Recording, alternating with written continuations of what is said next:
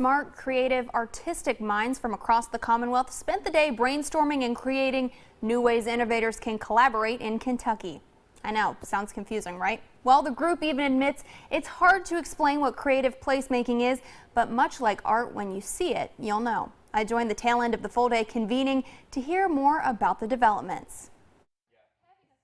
Next Generation Kentucky Regional Network met Friday in Whitesburg at the Appalshop to talk about the definition of placemaking, specifically in Kentucky. There's this thing called creative placemaking, and it's really difficult to use words to describe, but if you see it, you know it. So what's an example of placemaking? It's that coffee shop that just seems to have people in it all the time, and you're like, how are they doing that? But yet I'm drawn to it as well. Organizers say these things don't just happen. There's a ton of planning involved. So folks from all over the Bluegrass met in Whitesburg to talk about how they can better themselves and help better others.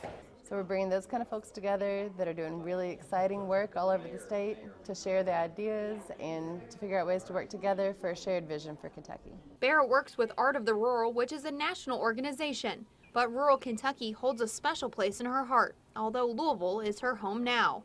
I grew up on a 7th generation former tobacco farm in Grayson County. Most of my family still lives there. I'm the only one who lives in Louisville in the city. The Kentucky Arts Council, Kentucky Highlands Investment Corporation, SOAR, and Kentucky Valley Educational Cooperative were partners in addition to Appalshop in this event. To learn more about rural creative placemaking for development and community sustainability, visit our website, wymt.com.